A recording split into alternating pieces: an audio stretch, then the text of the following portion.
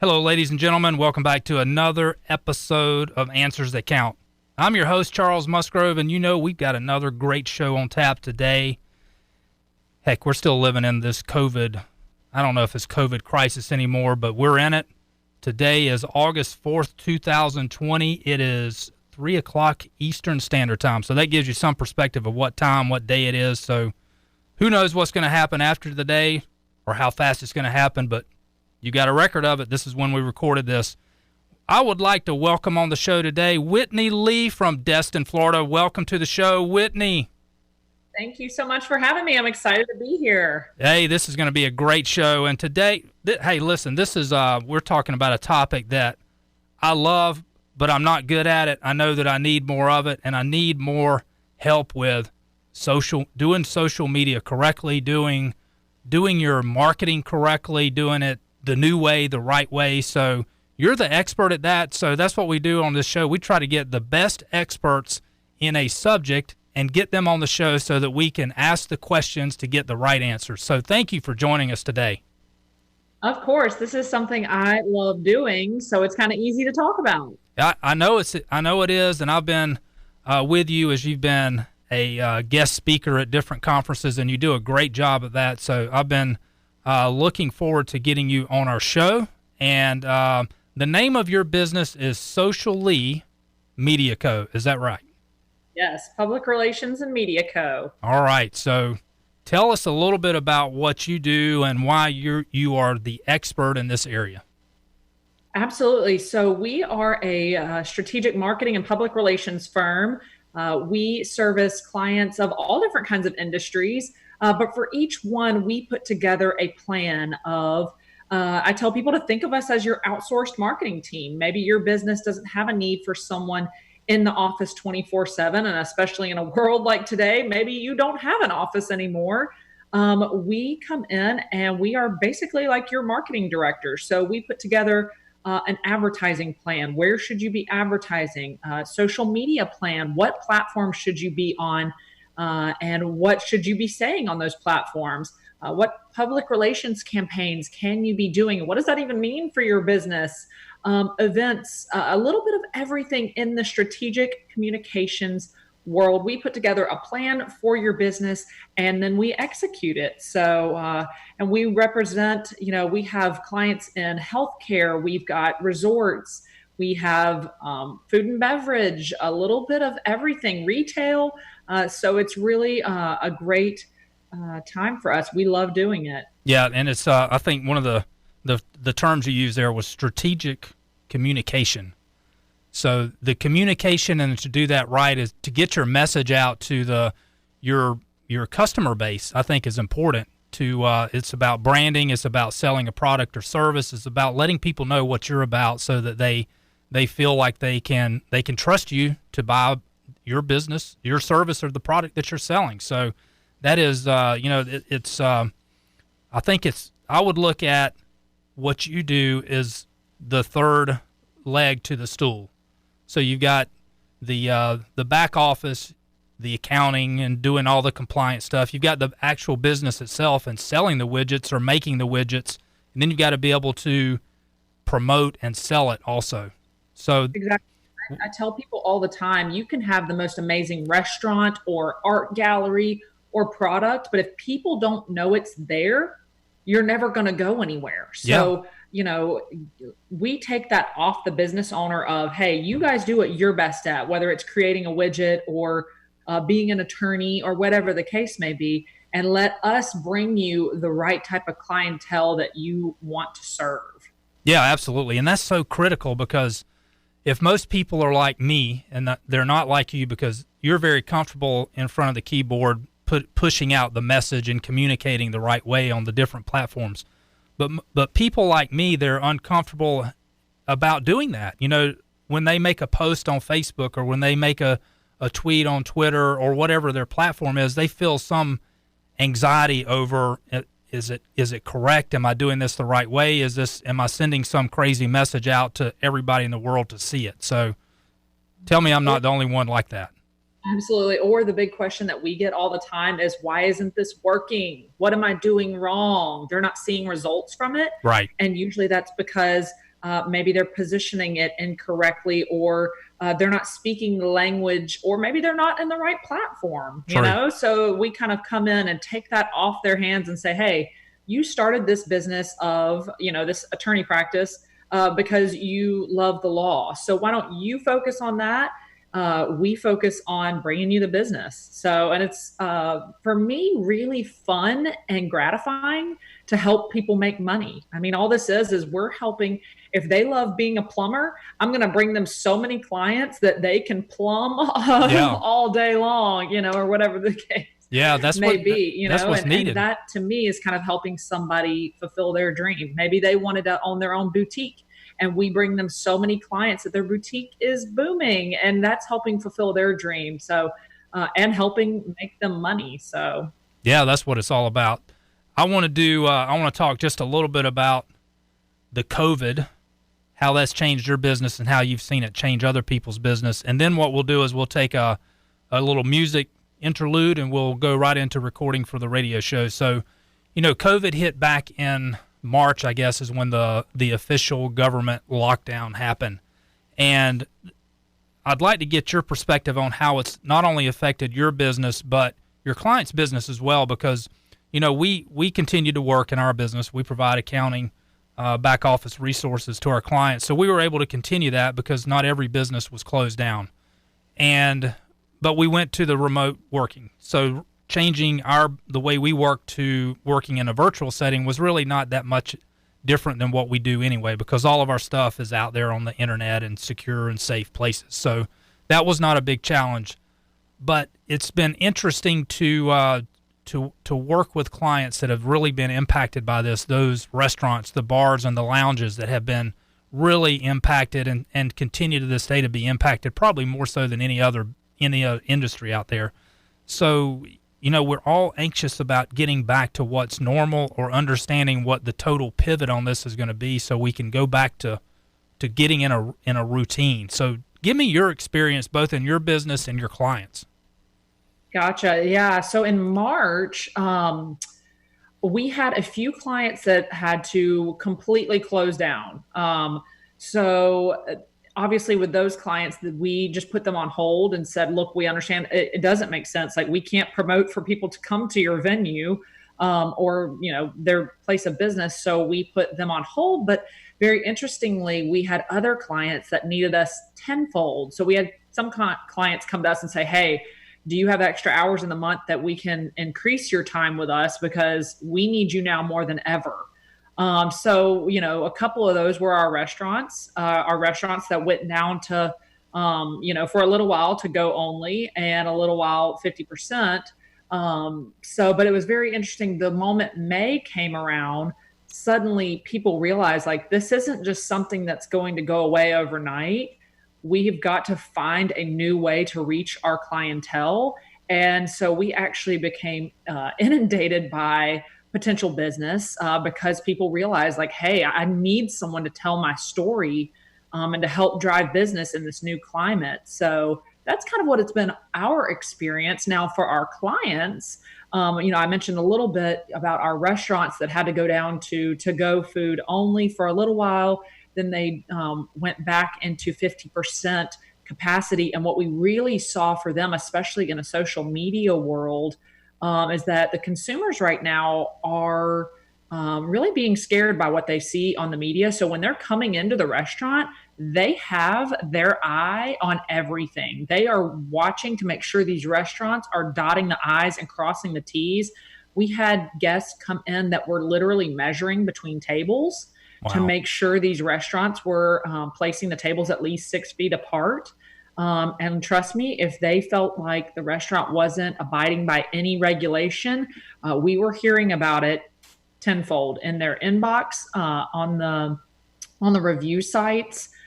So our restaurants have had to be so meticulous to ensure that they are making guests feel safe and knowing that they are, abiding by all the regulations. So we've been trying to tell that story through social media, showing photos with the tables spaced apart, showing the positive reviews that we've received from people saying, wow, we appreciate the amount of care and detail you've put into this.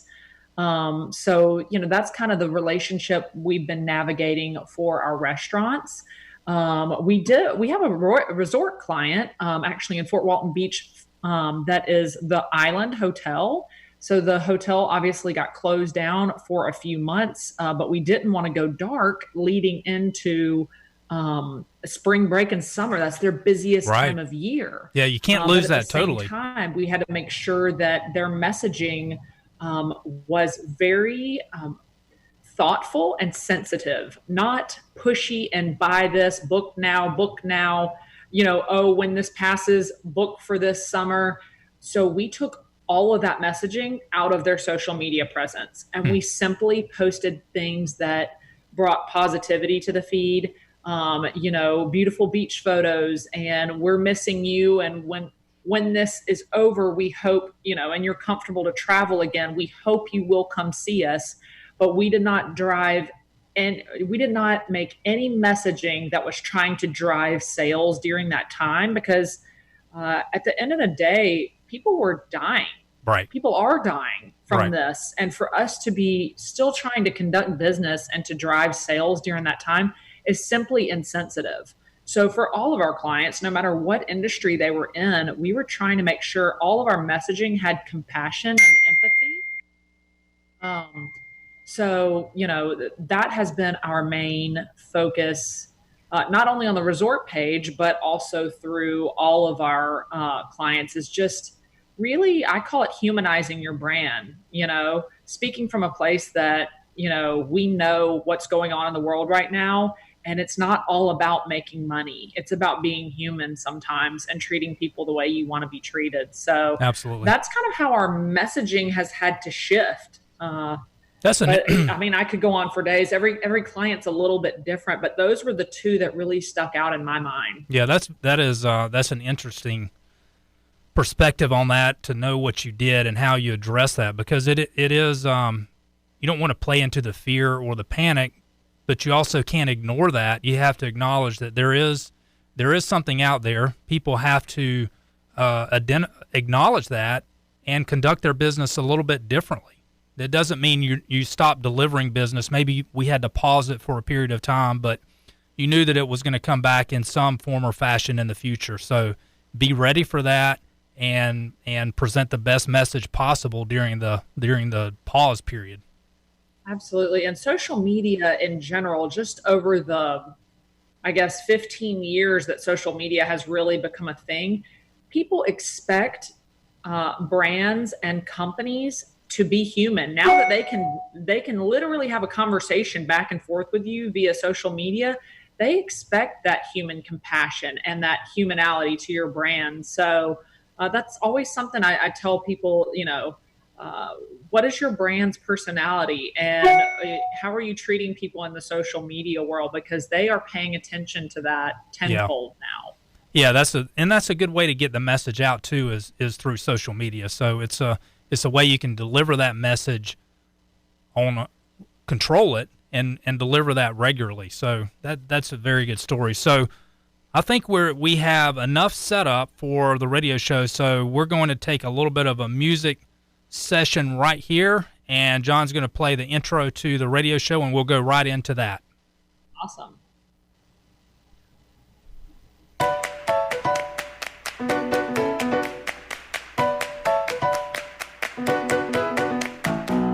Welcome to Answers That Count. If you own a business, you can count on us to give you the answers you need to succeed in all aspects of your business. And now, here's your host, Charles Musgrove. Welcome back, ladies and gentlemen. Thank you for joining us for another exciting show of Answers That Count. I am Charles Musgrove, your host. You know what we do. We bring the answers to the questions that you're asking about your business. We're out there on all of the podcast channels, platforms that you normally listen to your podcast. We're on YouTube, and we're on AnswersThatCount.com. So check us out there. Leave us a message if you've got an idea for another show. If you have content that you'd like to see us deliver, leave us a message. Comment on our content on YouTube. And today, I would like to welcome Whitney Lee from Destin, Florida. Welcome to the show, Whitney. Thank you so much for having me on today. I'm excited to be here. It's going to be great. We have, for those on the radio show, we have had an interesting discussion so far with Whitney about how the coronavirus, how the COVID-19 has impacted her business as well as the businesses that she services in her marketing and PR business. So, Whitney, I know you've had this, you've already told us this earlier in the show, but give us just a little snippet on your business over in Destin, Florida. Absolutely. So we are a marketing and public relations company. We come in and build a strategic plan for your business and I think of us as our outsourced marketing director, from advertising, social media, public relations, all things digital, your website, your blog, your email marketing. We come in and build a plan for you, and we execute it for you as well. So we serve clients. We've got people in all over the Southeast, but I would say our main saturation is between Pensacola and Panama City Beach. Well, that's a fun place to go to. That's a fun place to live in. So what a great place to provide services to the clients that are there too. So that's a fun place to be. So congratulations on that. Thank you. We love our clients. They're a little bit of everything. You know, we've got a resort, we've got healthcare, we've got retail clients, we have nonprofits. So every day is very different for us. We're always storytelling through marketing, but it's just depending on the client. We're, switching up the angle and the platform. So it never gets old. So we have there's so many social media platforms out there. You've got Facebook, you've got Twitter, you've got Instagram, you've got the new one, Parler, LinkedIn.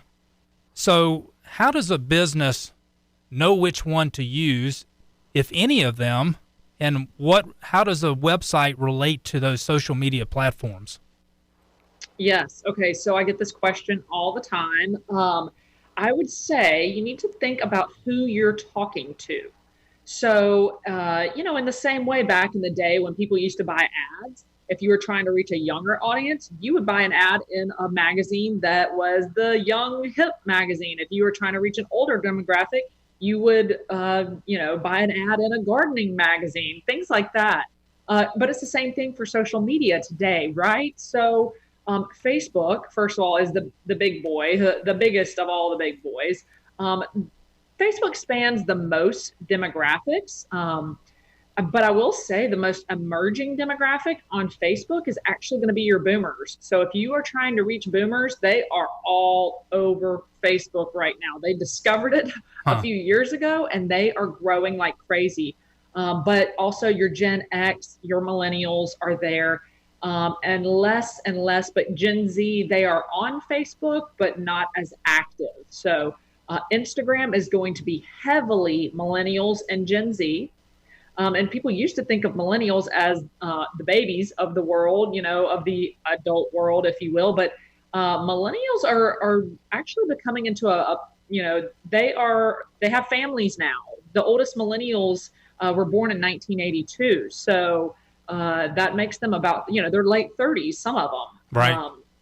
So Instagram, definitely heavily millennials and Gen Z. Also, it's very, very strong if you are into a product marketing, if your business is a product, or if you are in fashion, food, travel. Those industries crush it on Instagram. Is that because it's more, you can take a picture and it's easier to tell the story through a picture of a product or fashion or food than it is to tell the story of you provide a service? Yes, for the most part on Instagram. Some services, are really growing on Instagram, like coaching services and things of that nature. But for the most part, the strongest industries are the ones that I mentioned. So Twitter is a very unique one right now. Twitter is heavily men. So Really? If you are targeting men, Twitter and YouTube are both controlled by men. That's their main audience on both of those platforms.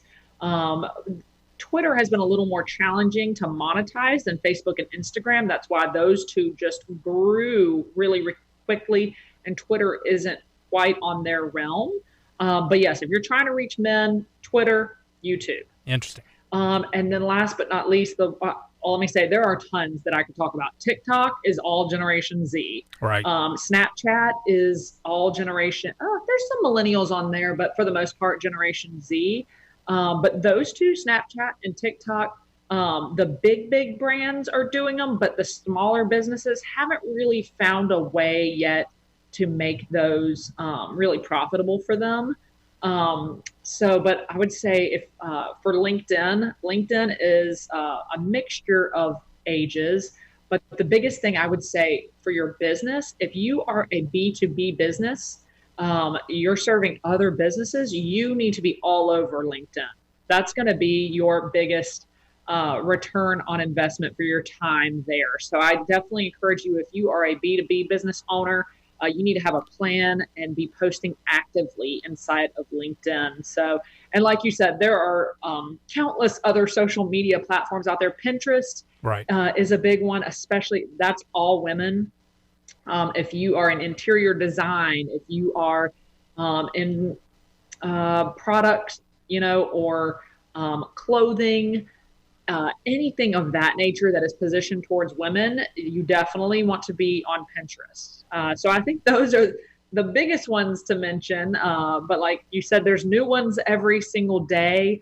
I think that the number one thing I encourage people to do is you can't be on every single one of these. Right. Pick the few that reach your audience and do those really well. Don't try to do them all. Interesting. So so LinkedIn B2B, that would be professional service firms. They need to use LinkedIn for their social media platform is their primary one. How does I want to come back to the timing of post and the frequency of post as well, but touch on first the relationship of the social of those platforms that you just went through and their website. Yes. So actually your social media platforms can be the number one driver for getting people to your website.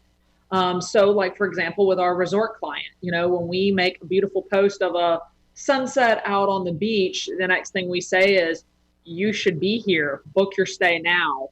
We include a link that goes directly to their booking engine. Okay. So utilize those social media platforms as a way to drive people to your website. Even, for example, like let's say, you're a CPA and you're not, they're not booking online with you or whatever. Maybe what you're driving them to your website to do is read an interesting blog you wrote. But it's super valuable for you to use this tool to push people to your website. Right. Because the more visits you get on your website, the higher your search engine optimization will be. So then it's just feeds itself. When I say that word, that they go blank and they're like, what on earth does that mean?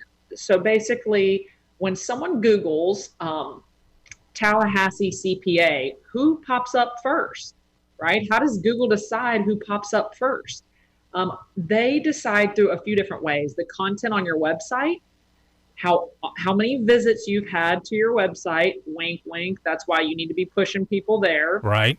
And also how often your website is updated. If you haven't touched your website, like updated photos or content or anything in 10 years, you're probably dropping to the bottom of the Google search. So that in itself is a whole conversation, but that is why it is so valuable for you to use these social media platforms to link back to your website. Do you get any mileage by sending people from the website to the social media platform?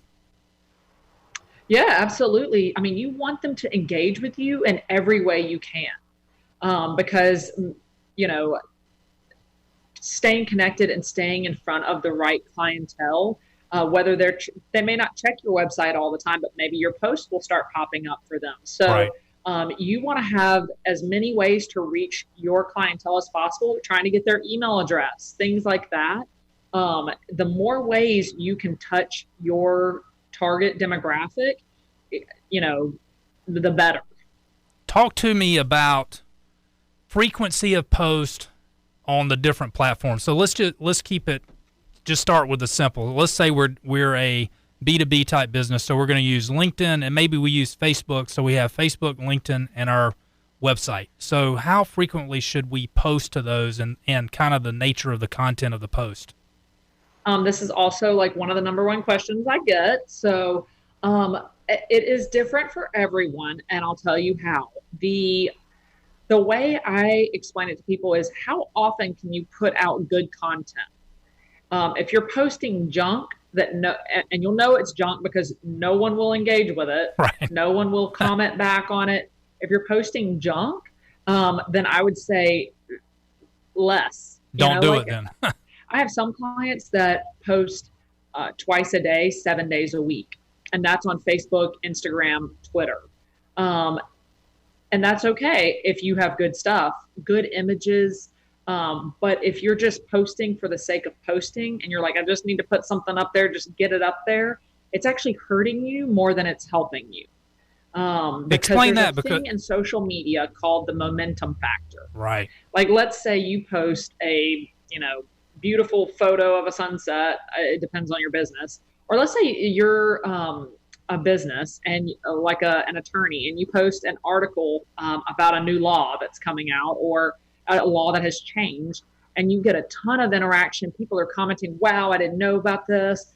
What about this or that? And it gets a ton of comments, a ton of shares. Then your page is on a high at that moment, no matter what platform you're in.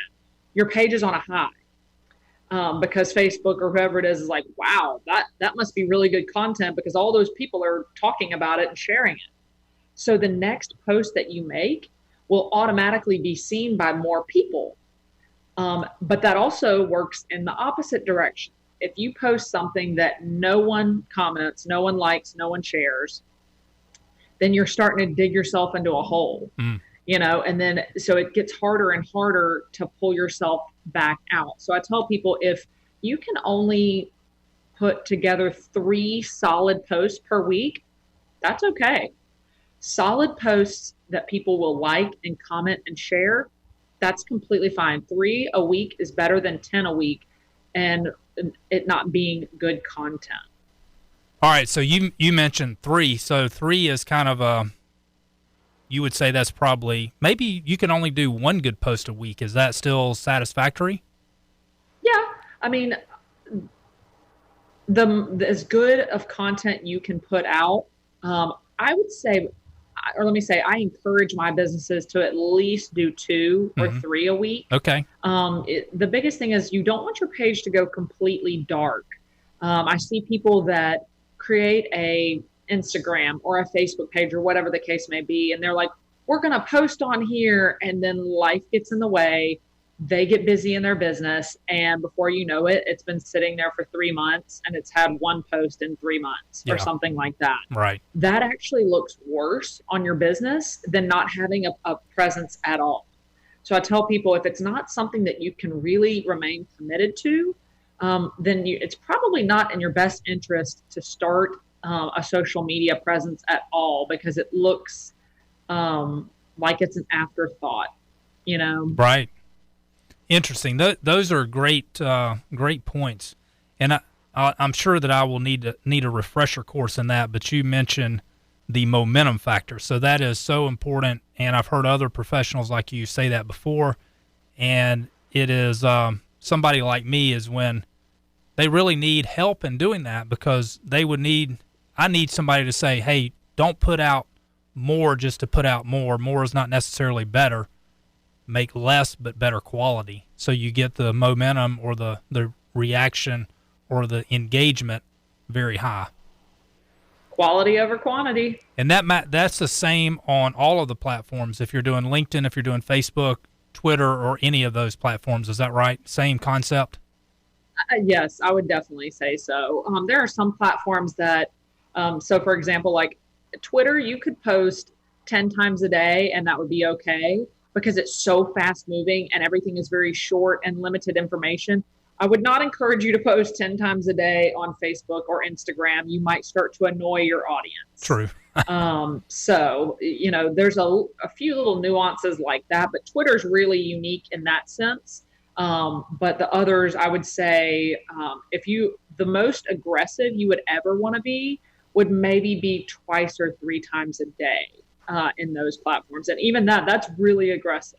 That is aggressive. So what about, we mentioned the frequency and the quality of the post. What about should there be consistency on the time of day that you make the post?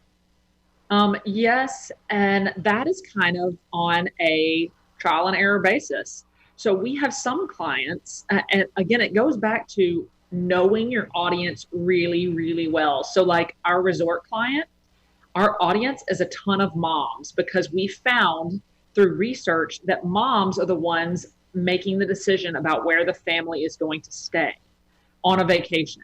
Moms are doing the bookings. Moms are making the final decision on the location. So we started noticing too that our following was heavy women. Our comments were coming from all women. So we tested it out. We would do, especially during the school year, we would post early in the morning, and we got a ton of response. Now, if you waited until 10:30 or 11 in the morning, we didn't get quite as much response. So, it told us that moms are up early, right? Right. We kind of all know that. Moms are usually up really early. They're getting everybody else off to work. Little. Yeah.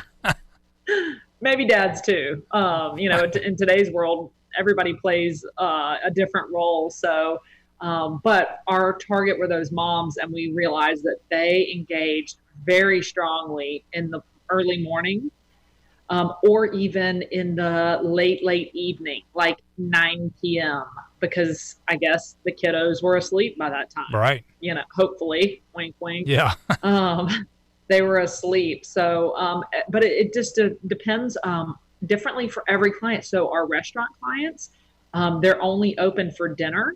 So we would usually see a lot of engagement around that 3:00 slump. And that's because that's when people start getting hungry for a snack, or that's when they start thinking like, okay, seriously, what am I having for dinner tonight? So I encourage everybody, depending on your industry and who your clientele is, try it out a little bit. Think about what your clientele's life is like. What are they doing on a daily basis? And start it out, and maybe for a week, post early morning. And measure your results, and then try mid-morning, then try afternoon. And honestly, it's kind of a trial and error of finding, what works for your clientele. Interesting. The more you talk about this, the more, and this is going to sound bad, but there is a precision to this, and there is an art to it that you really need to have constant engagement with this, constant interaction with how are your posts, how are they turning out? What's the engagement online? And it really is, it almost is another, which is what you're saying. This is your profession.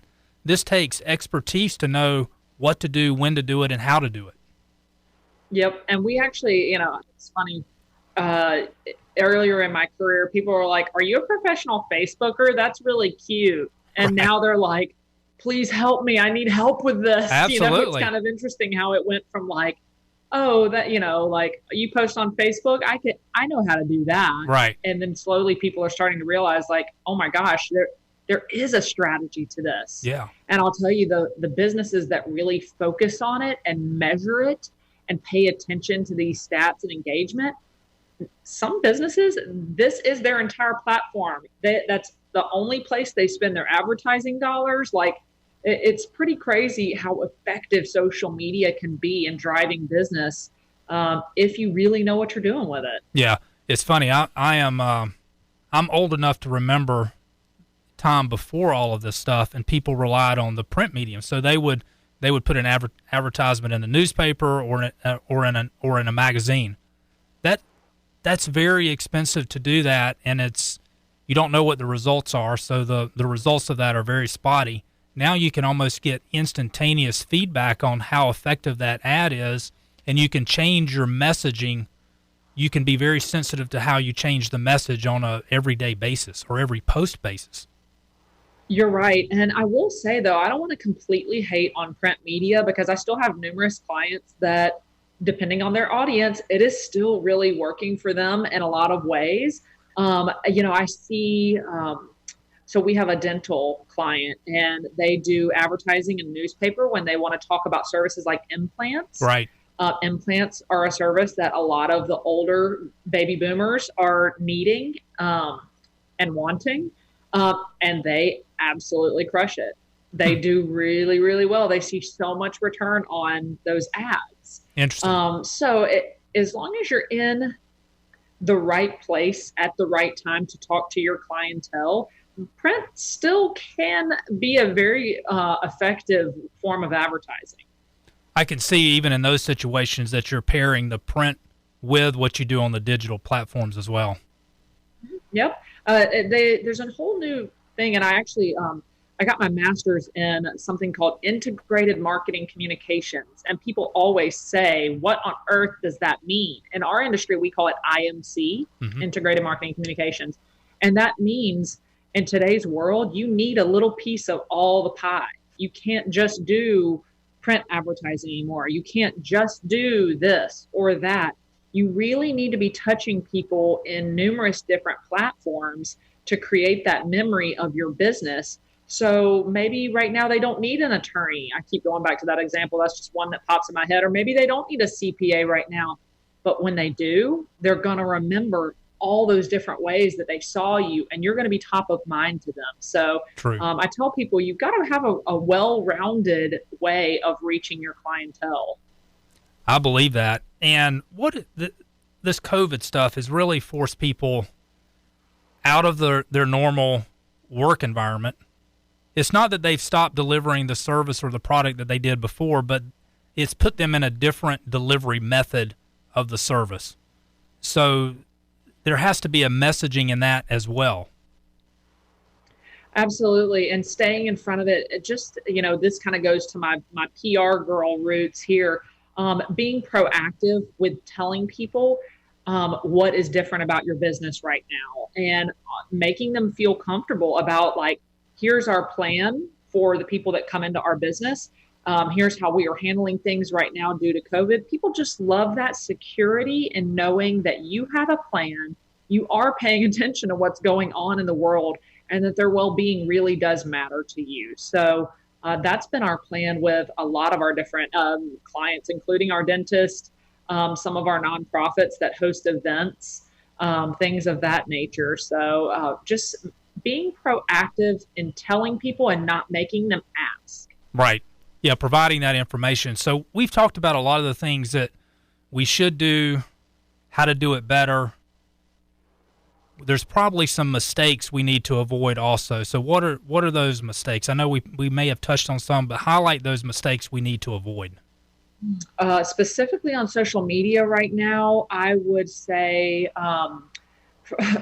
this probably should be a no-brainer, but I still combat this a lot. Talking about politics or, okay, here's a great example, the mask issue. There are some people that feel very strongly about wearing them, about not wearing them. Everyone has a different viewpoint right now. Just being sensitive to that. I appreciate businesses like, think about Chick-fil-A, right? Chick-fil-A is very open with their beliefs about not opening on Sunday, about, homosexuality. There's been a lot of strong points that Chick-fil-A has taken. And I'm not dogging them for taking a side for what they believe in, but you just have to know when you're putting those things out there, you're going to have people that are going to disagree with you. And, kudos to the businesses that stay strong, whatever their beliefs are. That's what America's about, right? Is putting out what you believe in and standing up for it and having the right to have a different belief than someone else. But just know that when you put that out there, no matter what way you're going to have people that are going to fight you. So you need to be prepared from a communication standpoint of how you want to deal with that. So I would say one of the biggest mistakes is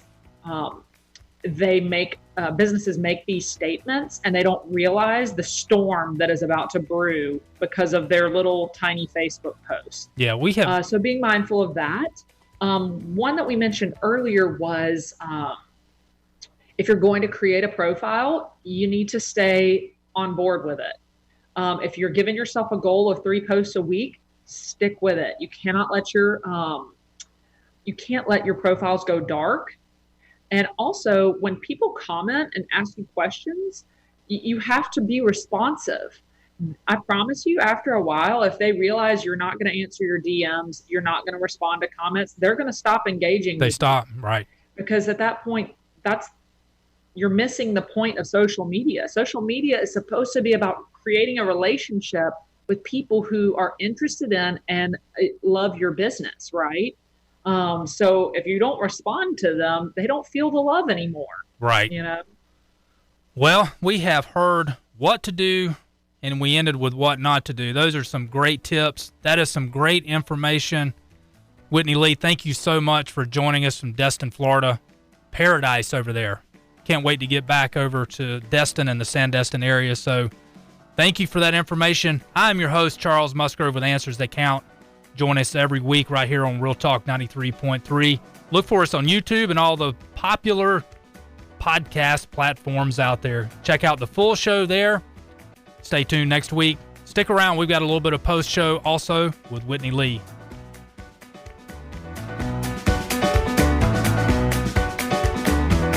Answers That Count is brought to you by the Bean Team. For all your business accounting needs, visit beanteam.com for more info. You can listen to more episodes of Answers That Count on YouTube, Spotify, Apple Podcasts, and iHeartRadio, or visit answersthatcount.com. All right, Whitney, thank you. That was great. I cut you off a little bit on the what not to do, so I think that was good. We went through, and we talked about don't overpost. So only post quality stuff. Try to do 3 posts per week. So I learned a lot. I learned that, and I think a lot of people that listen learned that they need people that are professionals in this area to help also.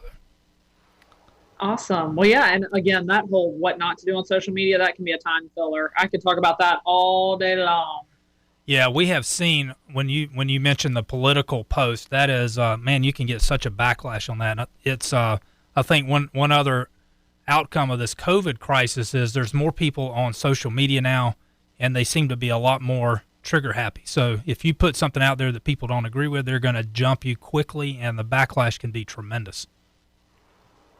Yes. So, I mean, but at the same time, like, I appreciate the brands that stand up for what they believe in, but you just got to be ready to stand strong because people are going to come at you guns blazing, you know?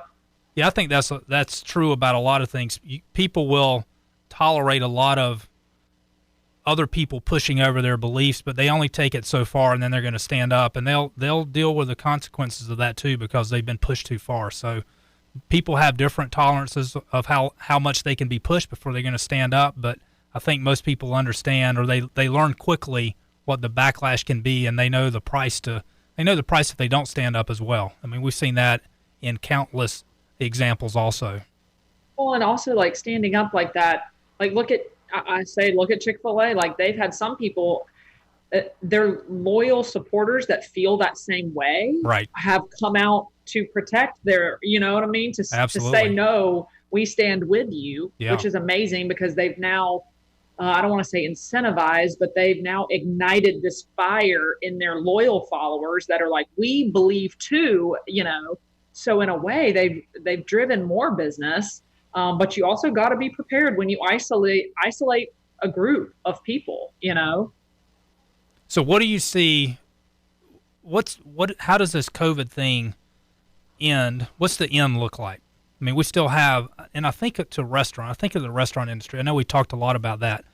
And to a large extent, the Destin area has been, I won't say isolated, but their recovery has been much more dramatic than what you've seen in non-destination places. Like if I compare the recovery, the rebound that Destin went through compared to Tallahassee on the restaurant industry, it's a dramatic difference. I mean, Destin bounced back quickly on the restaurant side. That has not happened in Tallahassee.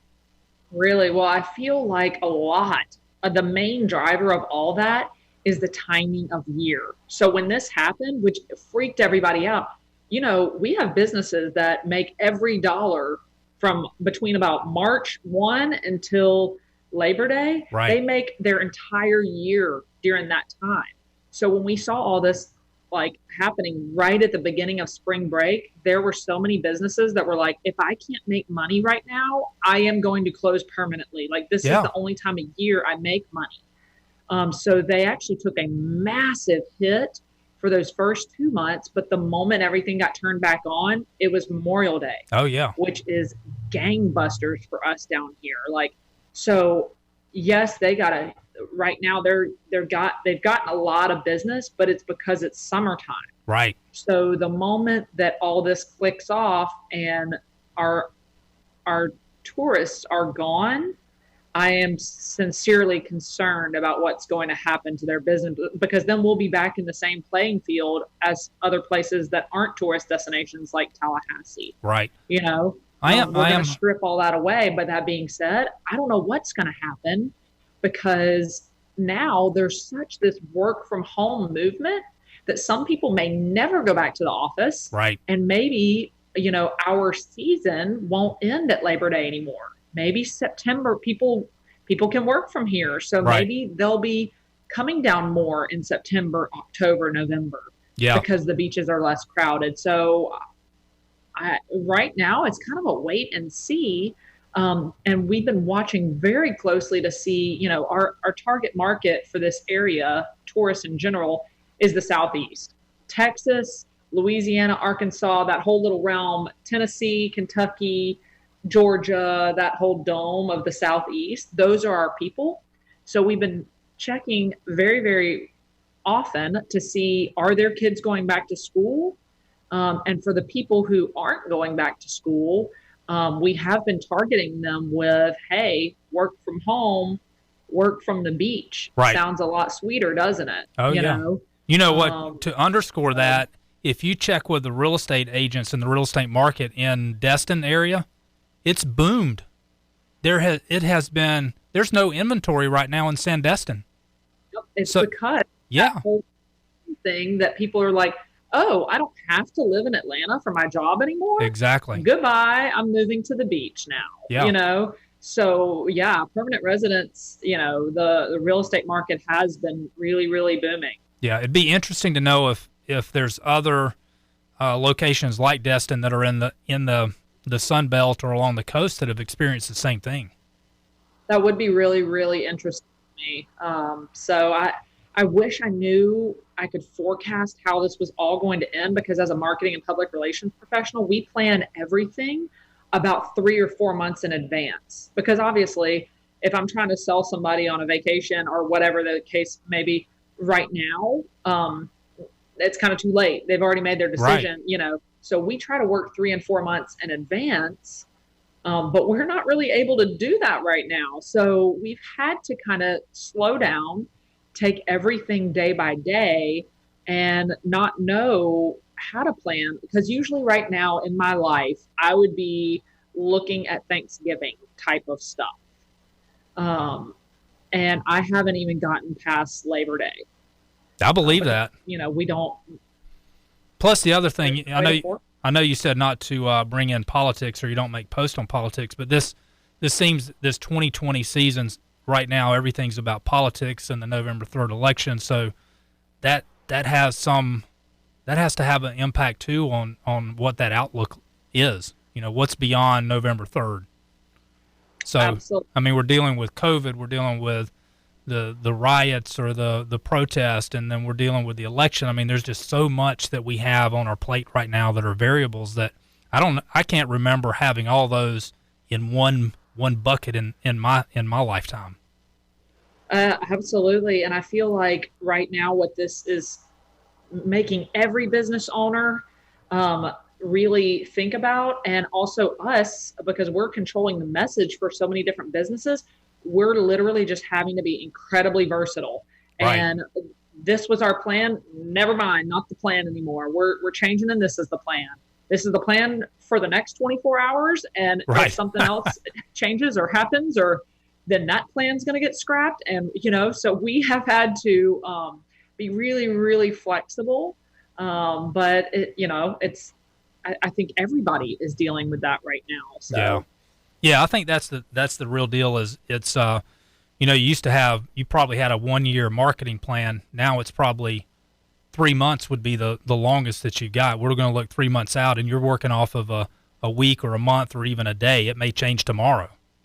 The way we've been dealing with that is just to say, okay, so if we can have a normal November, what do we want to include in November?